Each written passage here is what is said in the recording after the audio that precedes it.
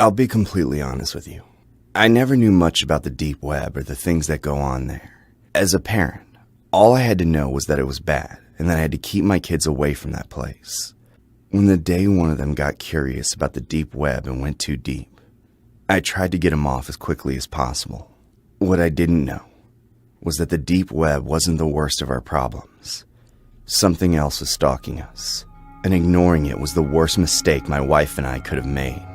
It all started when our oldest son, Fred, became overly interested in technology. He told us his dream was to work in the IT security field. We were very happy for him. He had just turned 18 a few months ago and had never shown such passion for anything. Maybe his future was in the technology field. And that excited us, as it's a very promising future with a lot of job opportunities. Fred couldn't get a job, so we decided to buy him a computer and give him everything we could so he could get an education without having to work. My wife didn't think this was a good idea, but I managed to convince her that we had to support him. So, Fred's journey to study computer security began. What we didn't know was that this would be the beginning of the end. At the beginning, we saw Fred very excited, telling us everything he was learning. But after a few weeks, something strange started to happen. Fred was distant. He was never one to have any problems or teenage crises, but suddenly he was barely speaking to us. He didn't fight with us or anything like that. He even treated us as well as he always did. But he didn't eat with us anymore. He was so immersed in the computer that he didn't even see the sunlight. He didn't sleep, and we didn't even know when he was sleeping and when he was awake. And the worst part was that this was just the beginning. It was a winter night. I was usually a very heavy sleeper, so my wife woke me up. She told me she heard a loud bang coming from outside. Worried, I went outside to see what was going on. I grabbed an old field hockey stick and stood ready for anything. The kitchen door was closed, just as I had left it. But still, something was wrong. The floor was dirty. I'm sure those marks weren't there before we went to sleep. I carefully held the hockey stick as I opened the door. I was overcome with an enormous terror that I hadn't felt in a long time. I felt like I was going to have to fight someone, like there was someone behind the door. Once I finished unlocking it, I opened it as fast as I could. When I went out into the yard with my hockey stick, I went out ready to hit someone. But when I looked outside, there was no one there. I was about to go back into the house when I was startled by a shadow in the distance. I looked out, and that's when I saw it. It was a person coming out of my yard and entering the neighbor's house. It was neither my imagination nor my wife's. That man was in the house. The next few days were even worse. No matter how many times we called the police, there were always people hanging around the house. Open windows, broken things in the yard, strange power outages, and strange people walking in from outside and looking at the house. We were clearly being targeted. But why did they make themselves look this way? Why didn't they ever steal anything? The whole family was scared. So far, nothing had happened. But we knew that sooner or later they would go further. We could do nothing to prevent it. I bought a gun to protect my family, but even that could end very badly. And one night, it did. But not in the way I expected. While all this was happening, Fred was more distant than ever. I don't know why, but he didn't seem surprised by anything that happened. I know it was far-fetched, but I just had a feeling he had something to do with it. One day, when he was in the bathroom, I went into his room. What I saw left me confused. He was on a social network similar to Facebook, only it had a different name, the Dark Lair. I thought about asking my son what it was, but he would probably get mad that I was in his room. I think not talking to him was the biggest mistake I made, and that same night, I would pay for it. That night, my wife was at her parents' house with our youngest daughter. Meanwhile, Fred, his brother, and I stayed behind, as I had to go to work. Our other son had to go to school, and Fred didn't want to go. Once dawn came, Fred started screaming desperately that someone had broken into the house. I told his brother to hide in his room and ran to Fred. He was crying, clearly upset, shaking with terror. "Fred, what happened? Where did they come in?" It was two men. They came in the back. I came out of my room to get some water and I saw them. They were there. Calm down. What did they do? Where are they now? They went to the garage. They're probably trying to steal your car. God damn it. Desperate, I grabbed my gun and went to the garage. They could have easily escaped with my car. But what really worried me was that they were looking for something else. They were hanging around the house a lot. That day it was my car, but another day it could be my family. I opened the garage door and to my surprise, there was no one there. They were probably hiding. I had to be careful. Out of nowhere, someone attacked me. My weapon fell to the ground after the first hit, and my attacker took advantage of the situation to hit me again and again. This person didn't come in to rob me. He just wanted to kill me. I turned around trying to see his face, thinking at any moment that Fred would get into the fight. When I turned around, I couldn't believe what was happening. The man who attacked me was Fred. Without saying anything, Fred hit me again and again, trying to hit my head and kill me. I was able to cover myself enough and jump to attack him, but before I could, he hit me hard in the legs and I fell. Once on the ground, he kept hitting me again and again. Suddenly, I heard a scream from far away coming towards Fred. It was my youngest son. When he was close to us, he stood still for a moment, looking at Fred with a look of disbelief on his face. Fred grabbed my gun and slowly approached his brother with a sinister smile. He was going to kill him. I tried to get up, but quickly fell to the floor. My youngest son ran to the back door and escaped. Fred was right behind him. As soon as Fred tried to get out, something scared him to death. Fred pointed his gun at something I couldn't see, and in a matter of seconds, the gun was pulled out. Fred came running in my direction, terrified, and that's when I saw them. The gun was pulled out. 3 men in hoodies rushed in and grabbed my son before he could escape. The men threw him to the ground, and one of them pulled out a gun. All I could see was Fred, my oldest son, the boy I would have given anything for. He was crying. He was 18 years old. I didn't know why he attacked me, but he was still just a boy. Dad, help me! Dad, help me, please!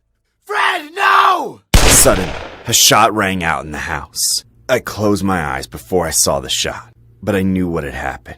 I looked up, hoping I was wrong, but I saw what no parent ever wants to see. My son was no longer crying, no longer screaming. His body lay lifeless in a pool of blood. Without giving me time to process the image, the 3 men walked towards me. Cowards! How could you do this to a child? This child was going to kill you and his brother. When your wife came back with your daughter, he was going to kill them too. After that, he was going to go to your youngest son's school and do a shooting. What? That's not possible! Your son wanted to be famous. His computer is on. Look at all his postings on Dark Lair. The deep web is really big, and that kid was really dumb, posting stuff like that on one of the only white flag hacker sites. We tried to warn him. We gave him lots of chances, lots of visits, lots of messages. Educate your other son better, will you? And for God's sake, check what your kids are up to. The internet is very dangerous. How dare you come here and attack my son? I'm calling the police. You're all going to prison. Yeah, you're welcome. And without another word to me, the men left. A few seconds later, my youngest son came running to me. He told me a 4th man had caught him in the yard and was holding him. I immediately called the police and ended up in an ambulance within minutes. While waiting, I thought about going over to Fred's computer, but I chose not to. All I did was stay and cry with my son over the death of his brother. It's been a few years since that night. I still haven't gotten over what happened to Fred, but his brother took a better path. I never understood what happened to Fred. Had the deep web corrupted him, or did he always have these ambitions and tried to go to the deep web to feed them? All I know is that if he had a problem, we could have helped him. He could have been healed. He could have been better. But those men who were never caught just killed him as if they were eliminating a small plague. I don't know if what happened was justice, if many deaths were prevented, or if it was simply one murder for another. The only thing I know is that I lost my son, and I will never get him back.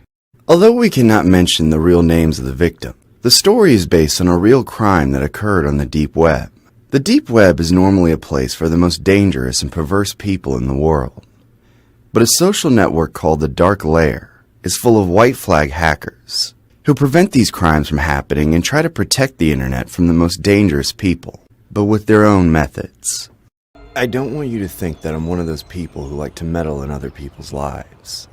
I was never the type to bother the neighbors for being noisy. On the contrary, I used to be the noisy one, but the noises coming from Joseph's house, my neighbor's house, became impossible to ignore. And I guess time and the story I'm about to tell you proved me right. From the outside, his house looked just like all the others. Modest, well-kept, nothing out of the ordinary. Joseph Fritzl was a man in his 60s, always neat and reserved. He never gave me any reason to be suspicious of him, although I must admit he always struck me as an odd fellow. However, things began to change. It was just small details. A cart full of bags of groceries for one person, the basement light on at odd hours, and those noises. Banging, muffled screams, as if someone was locked in there. For weeks I tried to ignore it. I thought maybe I was just imagining things. Maybe Joseph was watching movies. Maybe he was exercising to music. There were too many possibilities, and assuming your neighbor is a psychopath isn't usually the first one you accept. But one night, those noises became unmistakable. Something or someone was suffering down there. I had to do something. I couldn't keep looking the other way. I thought about calling the police, but I didn't think they could do much. They would probably go to his house and tell him that a neighbor had reported him for noise. This would not only alert Joseph, but he would be suspicious of me since his basement is only close to my house. I had to do something else. I had to investigate on my own. The next day started like any other. Joseph left early as usual, got in his car and drove off. I stood watching from my window. I wanted to make sure he was leaving before I made my move. I waited a few minutes after the car disappeared, then left my house, crossing to his. When I got there, I realized I couldn't just walk in. I knew that would raise suspicion if anyone saw me, but there was another entrance. A small back door that Joseph rarely used. It always seemed strange to me, almost hidden, as if he didn't want anyone to know he was there. To my surprise, the door was open. The inside of the house was as ordinary as I remembered. The kitchen was clean, with nothing out of place. I moved carefully, and then I heard a sound. It was a moan, soft but clear, and it was coming from the basement. As I opened the door, a musty and close smell hit me. I carefully made my way downstairs, making sure to not make any noise. When I reached the bottom of the stairs, I turned on the light and saw it. A small room with cold concrete walls, and in the center of the room, a cage. Inside that cage, I saw a woman, emaciated, with pale skin. She was surrounded by 6 children, all looking equally malnourished and terrified. My mind was slow to process what I was seeing. The woman looked up and saw me, as confused as she was frightened. I wanted to approach, but I was frozen in place, unable to move from shock. I did not expect to find something like this. I really thought that somehow it was all my paranoia, but no. It was real. This was happening. My neighbor was holding a woman and 6 kids hostage. I had to get out of there before he came back. As I got closer to the cage, the woman grabbed my arm with little force, but still surprising for someone in her condition. Please get us out of here. I began to search for something, anything I could use to open the cage. My hands were shaking. I searched the room, but there were no tools, nothing that could help me. Suddenly, I heard a noise upstairs. The front door opened. Joseph was back. Had he forgotten something? He wasn't supposed to be back for hours. I didn't have much time. The only option was to hide, so I slipped behind some boxes. I heard Joseph's footsteps approaching, slow and intense, to the point where I felt it was intentional, like he was trying to scare his victims.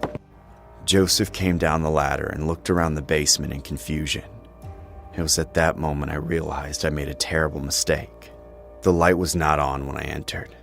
Joseph began to inspect the basement, checking to see if anyone had entered. These boxes were pretty exposed. It was only a matter of time before he found me. Just when I thought all was lost, the woman screamed. It was a desperate scream, echoing through the small basement. Joseph stopped, furious, but distracted by the scream. I watched in horror as he approached the cage, and without a word, began to brutally beat the woman. The children were crying but not moving, as if they had learned that any movement would only make things worse. I took advantage of the moment and ran for the stairs. Joseph turned quickly. He never stopped paying attention. He knew someone might be nearby. What are you doing here? I didn't answer. I just started running. As soon as I reached the kitchen door, I felt his hand on my shirt, pulling me back. He threw me against the wall with enormous force for someone his age. My head banged against the wall. I knew you were a rat. You think I didn't notice how you looked at me? He grabbed me by the hair and started dragging me away. I tried to grab something from the kitchen as I kicked dizzily to get free, but I couldn't grab a knife or anything sharp, just a small bottle. Joseph dragged me out of the kitchen and threw me downstairs into the basement. I rolled down, slamming my body against the concrete steps. Joseph came down the stairs with an enormous calm. As he came down, I looked at the bottle I had grabbed. It was a bottle of lemon. Joseph came closer, his hands ready to hurt me more. At the last moment, I pulled out the bottle, and with the last bit of strength I had left, I threw the liquid in his face. The citric acid burned his eyes and he screamed in pain, recoiling as he covered his face. I stood up and rammed him with all my strength, and he crashed into the woman's cage.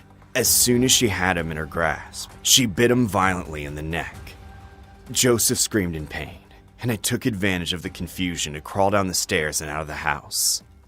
I was free. With what little strength I had left, I ran towards my house. As soon as I got there, I locked the door. My hands were shaking so badly that I could barely turn the lock. As soon as I locked the door, I immediately called the police. Within minutes, the street was filled with patrol cars. From the window, I watched as the officers entered with guns in hand. There was a long silence before the shouting began. I could see the shock on the faces of the police officers as they found the basement, the cage, and everything that monster had been hiding for so many years. It didn't take them long to bring Joseph out, handcuffed and covered in blood. The story of Joseph Fritzl and his Cellar of Horrors became one of the most infamous crimes in modern history. When it was my turn to be a witness, I learned a lot about Joseph that I didn't know at the time. Like that the kidnapped woman wasn't just any woman. She was his daughter. All the children that were with her were her children, and also Joseph's children. I don't need to explain to you how that's possible. You can imagine it. There are times I feel guilty for not having acted sooner, but I quickly erased that thought. I know I did what I had to do. I hope I'm wrong. But I find it hard to believe that this woman and her children can live a normal life after what they went through with Joseph. But they can start trying. They're free now. This story is inspired by the crimes of Joseph Fritzl, an Austrian man who held his own daughter, Elizabeth, captive in a cellar for 24 years. From 1984 to 2008, Fritzl abused his daughter, with whom he had 7 children, all of whom were also imprisoned in the cellar. Joseph Fritzl is currently serving a life sentence in Austria after being convicted in 2009 of murder, kidnapping, and enslavement. Hello, my name is Anna. I don't have much of my life to tell you. I always considered myself a rather reserved person. I don't tend to be the center of attention. I know that many people don't agree with my way of life, but, well, I don't think many people have been kidnapped as a child. Something like that changes you, and it doesn't get fixed easily even when you become an adult. I grew up thinking that the best thing to do was to avoid all kinds of problems. But if there's one thing I learned that day, it's that problems are separated by a fragile thread that at any moment, for any little thing, can break. It all started when I decided to renew my wardrobe. I had heard of a website that had sold beautiful underwear at a good price. I'm not a compulsive shopper, but that night I got carried away. After a few clicks, my order was placed. A couple of days later, I received an email confirming that the shipment was on its way. In addition to receiving confirmation of the purchase, I received a message from the seller. At first, the message was normal. It looked like one of those automated messages, the ones where you only see the necessary information and then never open it again. But for some reason, I finished reading the message and saw that a particular part of the message was written just for me. The most important thing is the satisfaction of my clients, especially clients who I know will look as good as you. The excitement of getting something new was quickly replaced by an uncomfortable feeling. It's not too difficult to understand why the man who wrote that was a creep. I tried not to think too much of it at the time. However, that would be the first sign that something was terribly wrong. The following week, the package arrived. It was a small white box. When I opened it, I found the underwear I had ordered, delicately wrapped in tissue paper. Next to it was an envelope. I thought it might be some sort of thank you for the purchase or a promotion. But when I opened it, I discovered a message that made my blood run cold. I hope you enjoy your purchase as much as I enjoyed preparing it for you, Anna. At that moment, I was terrified. How did he know my name?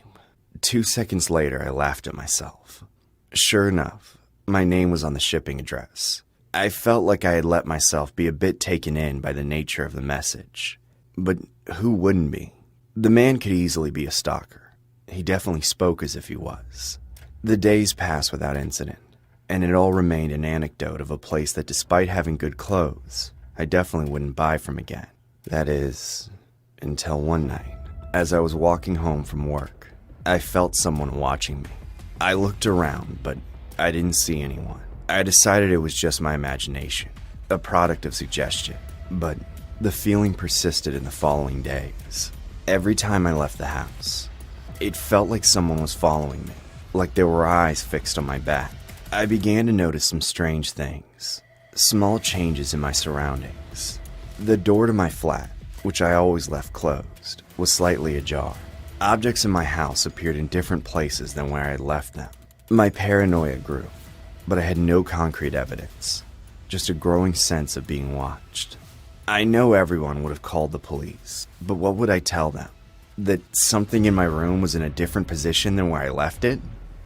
I didn't even know if that had really happened. I could easily be suggestible, and on the basis of that, make nervous mistakes like not lock the door or forget where I left things. Anyway, I considered buying some cameras for my house, but I stopped myself. I thought maybe I was overreacting. I didn't think I should take such a drastic measure unless I was really sure that something was going on. I lived alone and didn't exactly have money to spare. I couldn't make such an expensive purchase because of a little paranoia. Every time I think about what happened to me during those times, I regret it. I really needed those cameras. The day it all got out of control started out like any other day. I went to work and tried to concentrate, but I couldn't stop feeling that presence. When I left, I decided to walk a different route home. I wanted to throw off whoever was following me, although I didn't know if it would work. The afternoon was gray, and the streets seemed more deserted than usual. I felt something on my shoulder and turned quickly, completely terrified. There was no one there. It was just a tree branch. This was already getting out of control. Even though it was just a branch, I felt as if I had to leave as soon as possible, paranoia or not. I picked up my pace. Suddenly, I heard footsteps behind me, quick and determined. Was it a person walking? Why was he walking so fast? I started running. I had no idea where to. I just wanted to get away. I kept running, and when I turned around, that person was also running. I couldn't see him clearly because my face was covered, but the fact that he was chasing me was enough. This wasn't a figment of my imagination. I was really being stalked. I took refuge in a neighborhood shop. The owner, an older man, looked at me with concern. I hurriedly explained that someone was following me and he allowed me to stay in the back of the shop. I thought I was safe. The key when someone is chasing you is to hide in an open shop. But then, the shop door opened with a violent bang. The man who came in had a sweet look on his face, and he didn't seem like a bad person. But when the shop owner asked him what he wanted, he told him he had a gun with him. He pointed it at the shop owner and ordered him not to move. I was petrified in the back, watching everything from the darkness. My heart was pounding. I could feel the panic coursing through my veins. This was the same man who was following me. I'm sorry for the inconvenience, and I certainly don't want to bother you with this weapon. But I need to know where the girl who just came in is. Could it be that you are hiding her? Sir, I don't know what you're talking about. No one came here. Oh, I understand. Then it must be a misunderstanding, right? I honestly don't know what you're talking about or why you're pointing a gun at me. But if you're not here to rob me, please leave. I'm just an old man, sir. I don't want any trouble. Of course. I must have made a mistake. I'm sorry for the inconvenience. The man seemed very calm. He didn't act like a violent person. The shop owner seemed to relax. But without warning, the psychopath attacked. He hit him with the butt of the gun again and again until he fell to the ground limp. Blood splattered on the walls, and I could only watch horrified, trying not to make the slightest noise. Once the shop owner was clearly dead, the man continued to beat him relentlessly. He was still grinning the whole time. The gun may have not even had any bullets in it. Maybe it was just a scare tactic to control his victim, and now it was clear that I was next. I huddled in the darkness, praying he wouldn't find me. The man began to slowly walk around the tent, his heavy breathing filling the air. Anna, look what you made me do. Why did you involve this poor gentleman? I bit my lip to keep from making any noise, trying to control the trembling in my body. I closed my eye, wanting to disappear. I used to love to play hide and seek, but I was 12 years old. We're all grown up now, Anna, although I admit that you are very good at this game. I could feel him getting closer and closer. At the last second, I found the courage to move. In one swift movement, I slid across the floor and ran out the back door of the shop. The man grabbed my hair and stopped me, causing me to slip and hurt myself on the floor. Luckily for me, he fell with me. Once we were both on the ground, he jumped at me, but I reacted quickly and pepper sprayed him in the face. The man stayed on the ground, clutching his face. I took the opportunity to stand up once more and run away. As I did so, I could hear the man from the ground, but what I heard was no complaints. He was literally laughing out loud.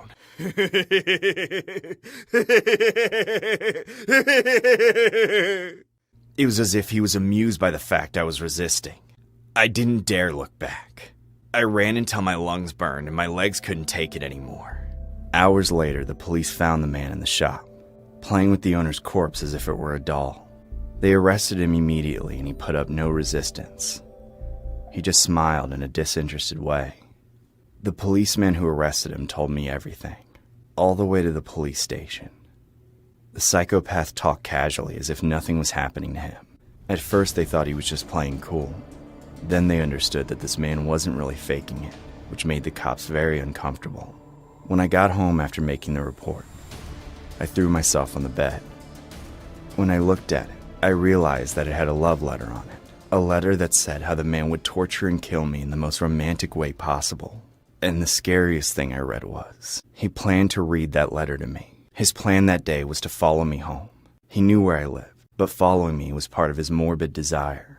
Once we got to my house, I can't tell you what the letter said he would do to me.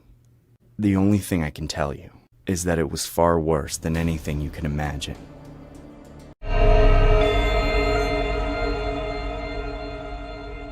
My name is Adam. I'm 18 years old, and I'm not someone who likes a lot of drama. I live in a small town where everything seems to repeat itself day after day. Everything's always the same. No big surprises. My sister Emma is 10 years old, and since her parents work late, I have to pick her up from school. No big deal, really. Just a walk of about 15 minutes that we always do together. The route is always the same. We pass the same street in front of the same houses. One of them, however, always caught my eye. Not because it's particularly old or strange, but because in its garden, there's something I don't like, even though I haven't told anyone. A scarecrow with a pumpkin hat. The body is simple, with tattered clothes and outstretched arms like any other scarecrow. But what makes me uncomfortable is that the pumpkin always seemed to be looking in different directions. Every time I pass by, the head is turned a different way. At first I thought someone was in charge of moving it from time to time. But after so many times, I started to sense something else.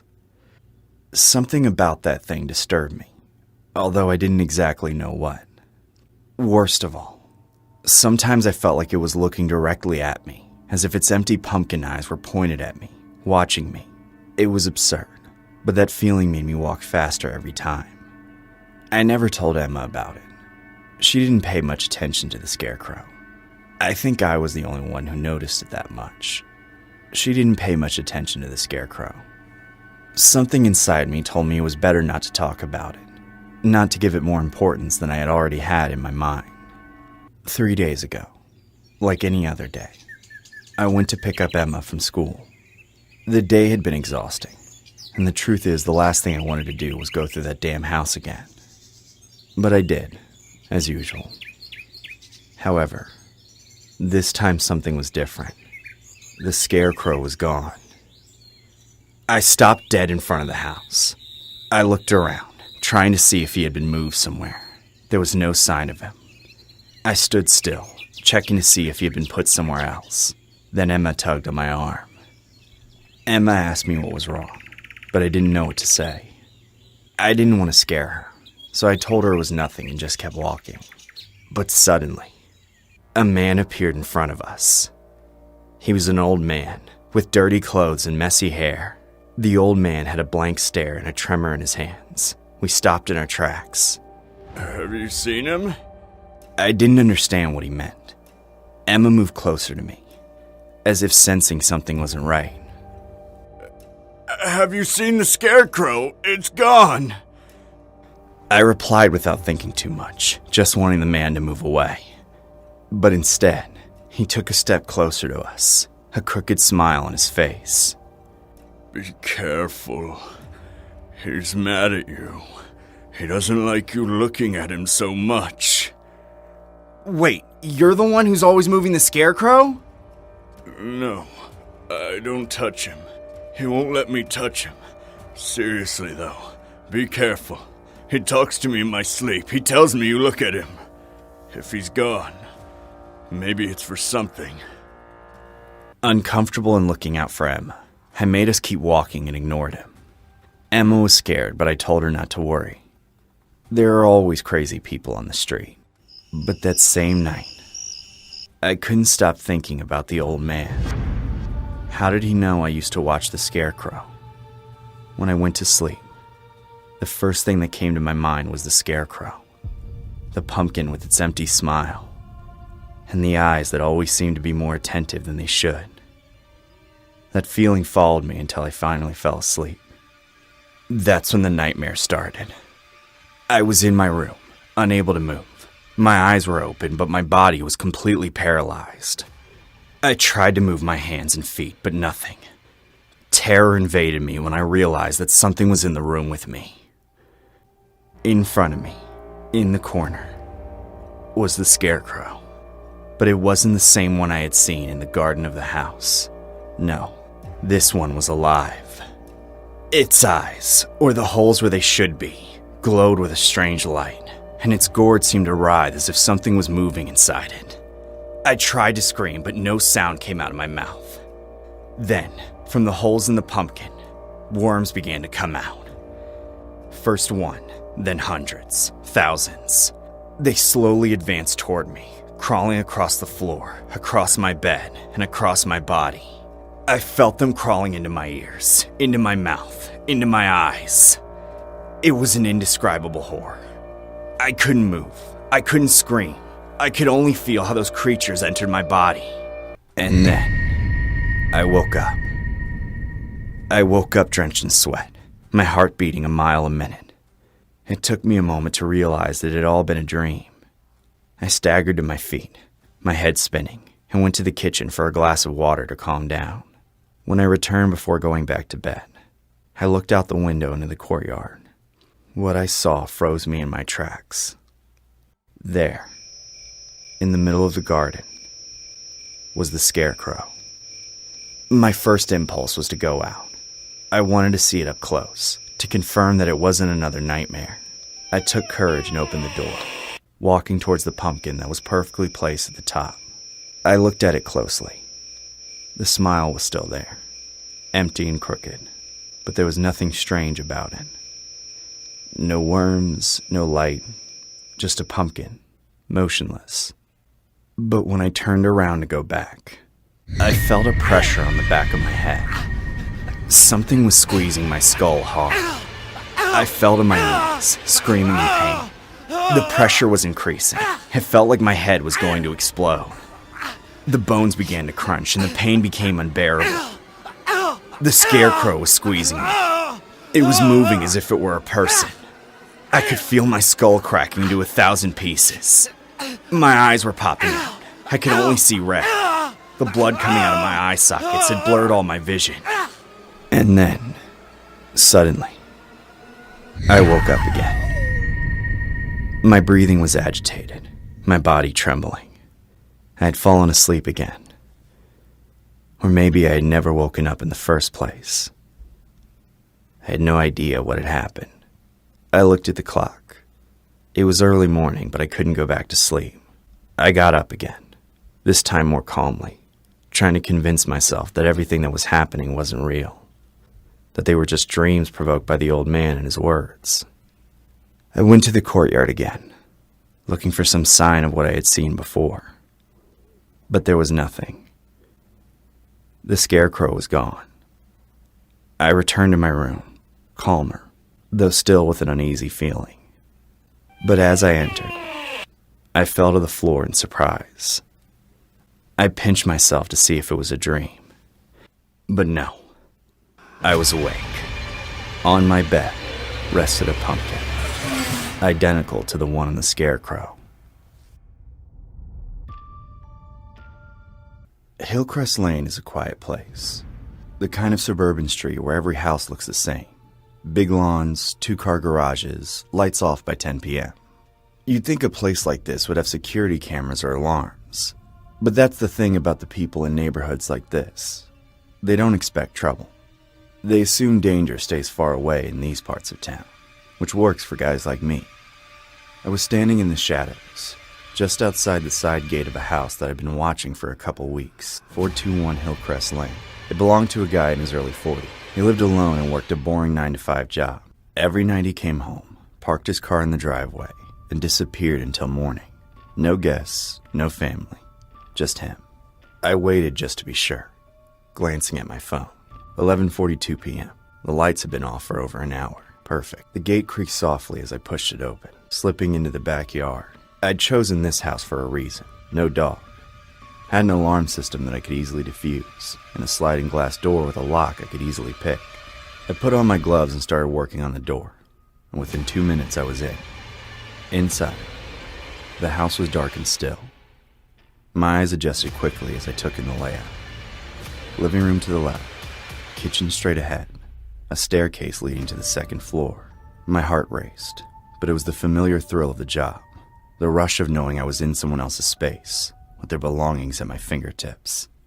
I made my way through the living room, careful to step lightly. No need to rush. I'd start upstairs, go through the bedroom, grab anything valuable, then be on my way out. But as I reached the bottom of the stairs, something caught my attention. A door, half open, at the end of the hall. The smell hit me first. It wasn't rotten or bad, but It smelled more like a strong disinfectant, like bleach or formaldehyde. I didn't know for sure, and I got curious. I flicked on my flashlight and shone it down the narrow staircase. I realized it was a basement, but something was off. I descended the stairs slowly, the beam of my flashlight bouncing off the walls. At the bottom, the basement opened up into a larger room. But this wasn't the kind of basement people use for storage or laundry. The floor was smooth, polished concrete, and the walls were lined with thick soundproofing foam. A large metal table sat in the middle of the room, surrounded by strange tools. Scalpels, pliers, some other instruments I didn't recognize, and on the shelves lining the walls, glass jars. Dozens and dozens of them, neatly arranged, each one of them holding something small and twisted. I stepped closer, holding my breath as my flashlight revealed their contents. Locks of hair, tied into little knots, floating in some kind of liquid. And not just hair, other things too. Fingernails, teeth, eyeballs. I stumbled back, my heart slamming in my chest. My hand knocked into something on the table, sending it clattering to the floor. It was a book. I bent down to pick it up, my hands trembling as I flipped it open. It was an album. The first photo was a woman, mid-20s, smiling into the camera. The next page showed her again, but this time, her smile was gone. Her eyes were wide, filled with terror, and her hands were bound behind her back. In the third photo, she was dead. The life drained from her face. Her skin was pale. Her mouth was frozen in a final silent scream. It looked like the life had been drained from her face, and the same thing repeated over and over. But each time, the victim was someone different. I slammed the album shut, bile rising in my throat. This wasn't just wrong, it was inhuman. It was at that moment I realized I had stumbled into the house of a serial killer, and then I heard something that made the hair at the back of my neck stand on end. A soft whimper. Faint but unmistakable. I turned, sweeping the room with my flashlight, and froze. In the far corner, strapped to a metal chair, was a woman. Her wrists and ankles were bound, and duct tape gagged her mouth. Her eyes, wide and terrified, locked onto mine. She was alive. I rushed over to her and ripped the tape from her mouth. She gasped, trembling, tears streaking down her cheeks. "Please, help me," she rasped, her voice barely a whisper. "He's coming back." Ice filled my veins. I fumbled with the ropes binding her, my hands shaking so badly that they kept slipping. Her eyes darted toward the stairs, terror creeping into me, spreading like wildfire. We had seconds maybe. Then we heard it. Not footsteps, but the quiet hum of a nearby TV screen flickering on. It showed grainy footage from hidden cameras inside the house. Each room, each window. One by one, we watched as the windows sealed themselves, thick metal slabs sliding into place with a heavy finality. Doors slammed shut and locked, as if triggered by some automated system. Everything locked down, as if some failsafe had been activated. Panic clawed at my throat. I spun around, my flashlight flickering just as the sound of footsteps echoed from the stairs. "No, no, no," I whispered, backing away. Then, he appeared. The man who took those dreadful photos. The homeowner. He stood at the foot of the stairs, calm as death, with a look of twisted amusement. His eyes flicked between me and the woman, as if he was deciding who to kill first.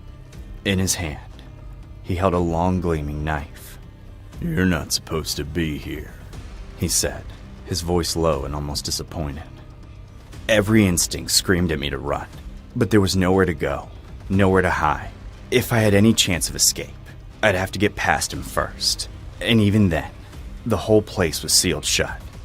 He started down the stairs, slow, savoring every moment.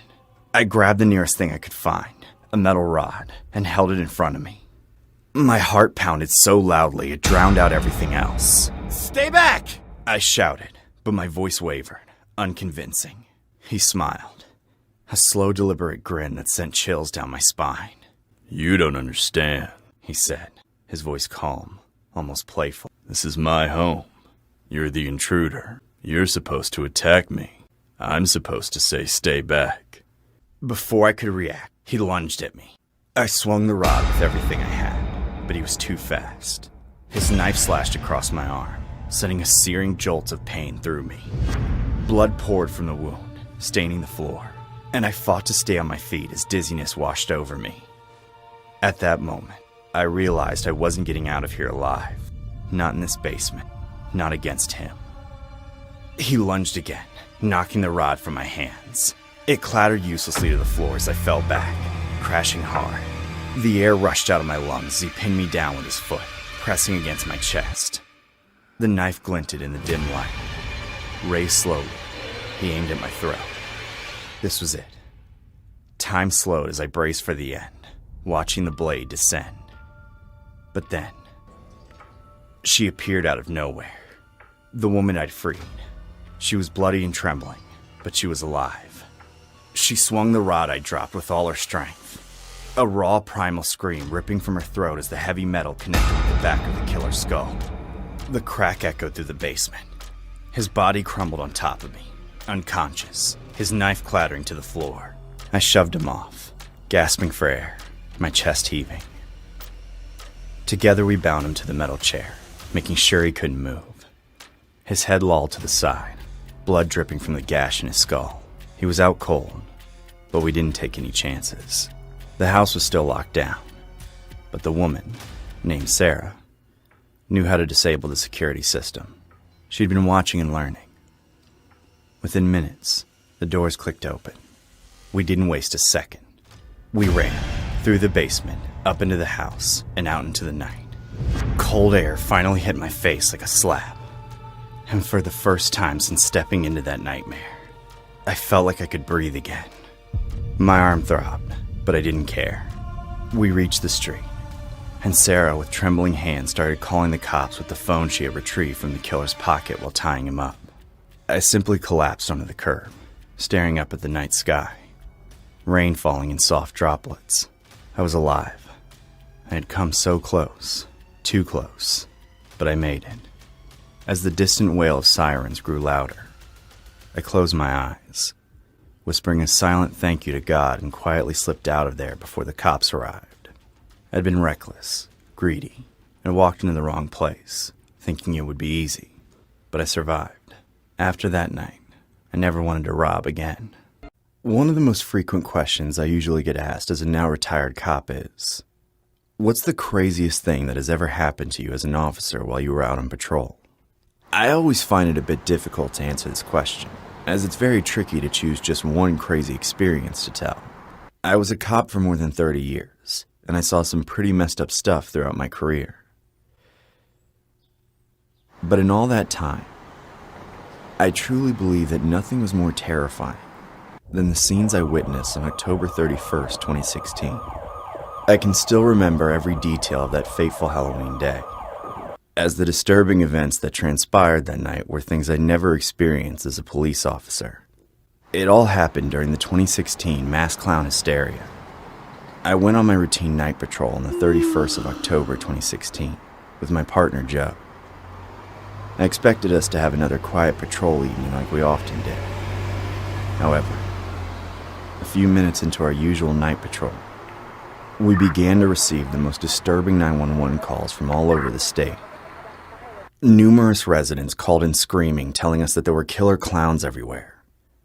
One report stated an evil-looking clown had chased their car down the street, and another call was from a woman who'd said that she'd seen a clown holding a jagged machete in her backyard. My entire night went into a frenzy from that point.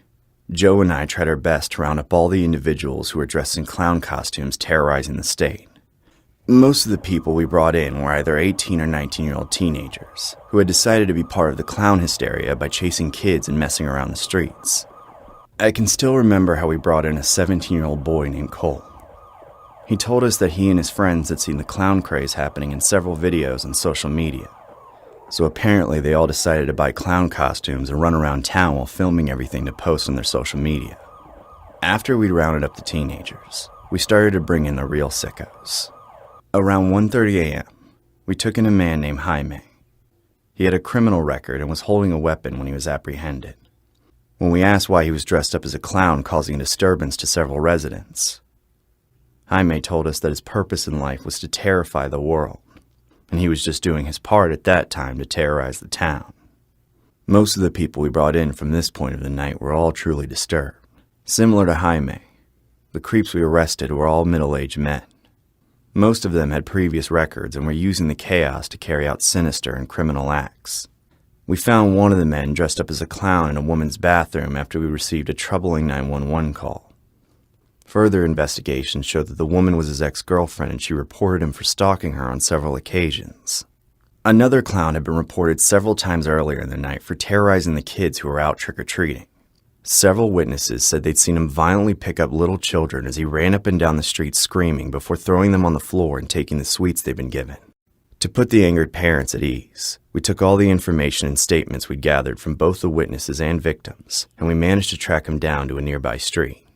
We found him trying to break into a house. He made a run for it when he noticed us, but my partner Joe and I managed to catch up with him. We then subdued him before taking him to the station. It was one of the longest and craziest patrol nights I'd ever experienced in my career as a police officer. All of the officers on duty worked really hard that night to subdue and bring in most of the crazed individuals dressed in clown costumes. And it wasn't long before things calmed down. It was around 3:40 a.m. at this point, and I thought the chaos was all over. We rounded up most of them and the streets were looking much quieter. However, little did I know that the worst was yet to come. I recall looking at the watch on my hand before it happened. It was exactly 3:48 a.m., and that was when I saw them. I thought my eyes were playing tricks on me at first, but their silhouettes became much clearer as I drove further. Standing right in front of us were two clowns. One of them was wearing a blue and white costume, while the other was dressed up in a completely gray clown outfit. I couldn't put my finger on it, but there was definitely something off about them. I switched on the sirens to signal for their attention while my partner Joe called out to them from the car. The clowns silently turned to face us as we both got out of the vehicle. Joe told them to identify themselves, but they didn't say anything. They just stared at us. Admittedly, their eyes terrified me. Both clowns looked soulless. Joe then instructed them to spread their arms and put their backs against the nearby wall so we could cuff them. Although they didn't say anything in response, they still obeyed. After putting them in handcuffs, we placed them in the back of the car and made our way to the station. The ride back was eerily silent, as these clowns were oddly quiet. Everything remained calm for most of the ride, but as we were about to reach the police station, one of the clowns suddenly burst out laughing.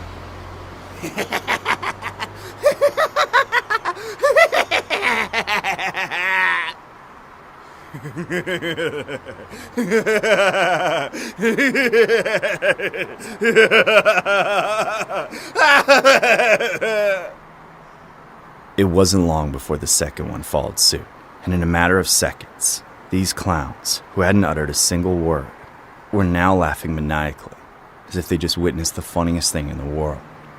The sudden outburst of laughter shocked Joe and me as we wondered why they had started laughing. However, the clowns weren't done. And while I didn't know it at the time, the horrors of that night were just getting started. The ghastly scenes that followed are still burned into my mind. It's something I can't forget. The two clowns laughed louder as they slowly began to violently bang their heads against each other.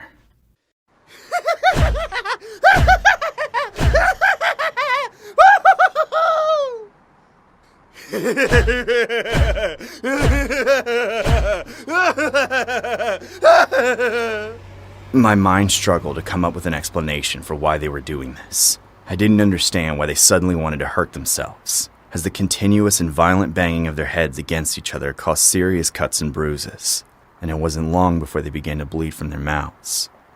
At this point, I couldn't tell if they were doing this because they didn't want to talk, or if they were doing it so they could blame us for battery and abuse of power when we got to the station. My partner Joe was fed up, and he started to scream. I don't know what kind of sick or twisted game you freaks are playing, but I've had enough! If you two don't stop hurting each other, I'll stop this vehicle and cuff your legs, too! The clowns didn't listen as they continued to bash their heads against each other. Officer Joe was about to say something else, but before he can make his statement, one of the clowns, who had a mouthful of blood from all he'd inflicted on himself, spat a large amount of it into Officer Joe's face. My partner Joe instantly lost his vision and control of the wheel, and the car swerved off the road and crashed. I was out for about 3 minutes after violently hitting my head on the car's dashboard. However, when I awoke, I saw the 2 clowns who had been cuffed in the back of the car now looming over Joe. I wondered how they had freed themselves from the handcuffs we placed them in. But that's when I noticed their mangled thumbs out of the corner of my eye. I realized they must have dislocated their thumbs to set themselves free. They had a sinister look in their eyes as they stood over Joe, laughing maniacally.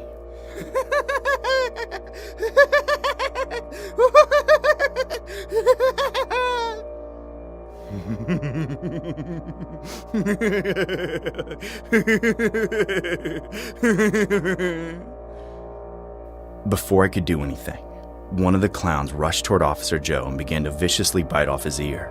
Joe, who had been unconscious, was awakened by the pain and started screaming, but he couldn't do anything.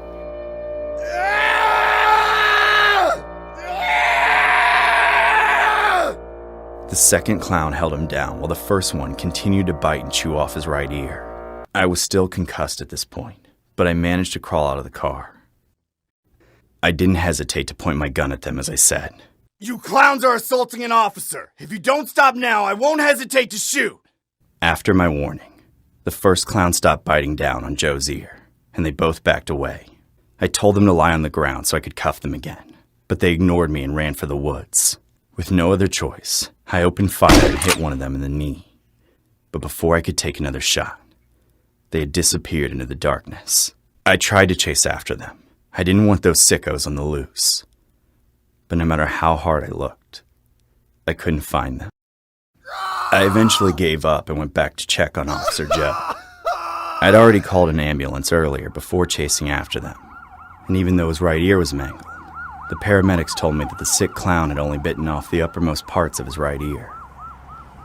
Luckily, he was still able to hear out of it after it had been treated properly. The disturbing and gruesome events of that night led to a statewide manhunt for those clowns. But even with all our combined efforts, identifying them proved difficult as they were in full clown makeup when we arrested them, and we didn't have any names to properly track them down. It was also very hard for the sketch artist to make a composite sketch of what they actually look like without the clown makeup on their faces. It's been several years since this happened, but on certain days, these thoughts still frighten me. I can't help but worry that there's a limping clown out there who viciously bit off parts of an officer's ear. What's even worse is that this deranged cannibal clown is probably at a children's party, making balloon animals as he looks for his next unfortunate victim. The story you just heard is based on a disturbing event that happened in October 2016 in Menasha, Wisconsin, during the peak of the mass clown hysteria that occurred that year. Around 4 a.m. one early morning, 2 police officers from the Menasha Police Department apprehended 2 individuals dressed as disturbing clowns in Wisconsin.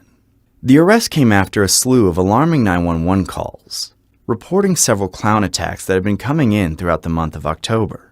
While these clowns appeared docile during their initial arrest, reports stated that there was an altercation between the arrested clowns and the officers while they were on their way to the police station. However, details of this particular altercation that occurred in the vehicle were redacted. The mass clown hysteria has still remained an enigma to the authorities, as no one has been able to figure out its cause to this very day.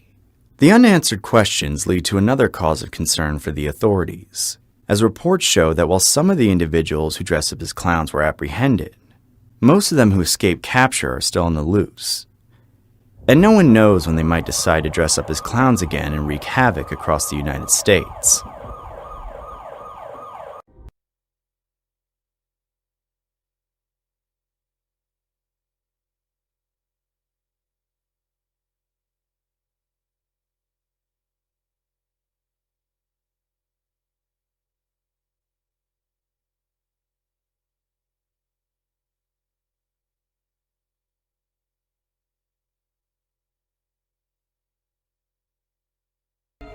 The first day I met Luke, I noticed he was different from the other employees. I don't know how to explain it without sounding strange, but there was something about the way he moved as if he didn't quite fit in at the factory.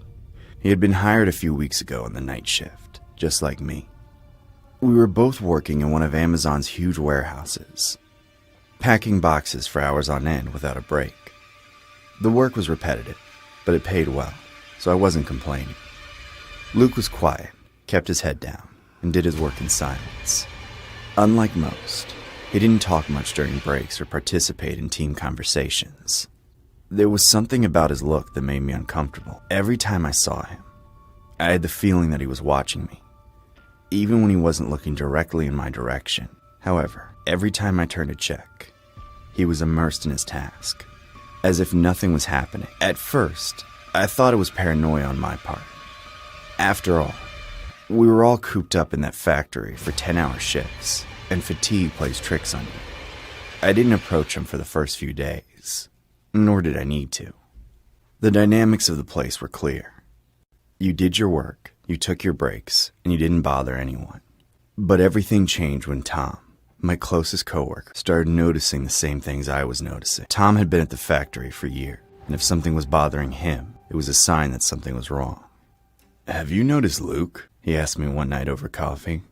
Up to that point, I thought only I had noticed. I nodded, trying not to show too much interest, but something in his tone left me uncomfortable. Days passed, and the tension mounted. Luke was still behaving strangely, but now it seemed more obvious. I noticed that he was staying longer than necessary after his shift, hanging around the hallway. Worst of all, little by little, it felt like it was becoming more personal. It wasn't just that he was in the factory more than he should be. It was that he was starting to show up in the places where I was, in the locker room, in the cafeteria, and even in the bathroom, always on the sideline, but there, watching. One day, while I was working, Tom told me that he had started getting strange messages on his phone. They were short messages, full of symbols and jumbled letters. At first, he thought it was a joke, but then he started receiving veiled threats. The worst part was that the messages were coming from an unknown number, and there was no way to trace them. Tom was concerned but tried to play it down. I hadn't received anything, but I couldn't ignore the growing sense that something wasn't right. The way Luke was looking at Tom and me had changed. It was more direct, almost invasive. One night, as we were leaving shift, Tom told me that Luke had followed him to his car. He didn't say anything, just followed him with a steady gaze, not turning away. Tom wasn't the kind of guy who was easily startled, but that night, I saw him more nervous than usual. What could we do? Accuse someone of looking at us funny? There was no evidence that anything was going on. What happened next, however, took our breath away. It was that very night when Tom stopped ignoring the problem. I ran into him in the break room, in a very bad mood. He told me he'd had a terrible night at home, that he'd had a fight with his wife, and that he hadn't been in the mood to be harassed at work. Tom told me that he was going to confront him, and if he didn't give him a good explanation as to why he was harassing him, he would talk some sense into him the hard way. I thought that at that moment it would be over, that the man would leave us alone. Hours later, Tom was found dead in one of the factory bathrooms. There was no sign of struggle, no blood, nothing to indicate that he had suffered an attack. It looked as if he had simply dropped dead suddenly. Cardiac arrest, they said. Everyone began to theorize different things, but they all wondered what could have frightened or intimidated him enough to make him so nervous as to have a heart attack. After Tom's death, the atmosphere in the factory changed drastically. People spoke in whispers, and although no one said anything directly, everyone knew something wasn't right. Luke, however, remained his usual aloof and strange self. When Tom died, Luke disappeared for a week, and when he returned, he pretended nothing had happened. He didn't seem affected by Tom's death, and if he was, he hid it very well. From that day on, my life became a living hell. I couldn't stop thinking about what had happened with Tom, and worst of all, I felt like I would be next. I began to notice Luke was following me more often, and following me more obviously. I would see him in the hallways, in the locker room, even in the most secluded places in the factory where I knew he shouldn't be. But he never said anything. He would just look at me, with that vacant expression that chilled my blood. It got to the point where I couldn't take it anymore. I complained to the supervisor and told him that Luke was harassing me, that his behavior was strange, and that I felt unsafe working with him. But the supervisor didn't take me seriously. He's a weird guy, but as long as he's doing his job, I don't see the problem. One night, after my shift ended, I stayed longer at the factory, trying to avoid the moment when I would have to cross paths with Luke in the parking lot. When I finally came out, I saw him. He was standing in the distance, looking in my direction. I felt a knot in my stomach, but I tried to ignore it. I walked quickly to my car.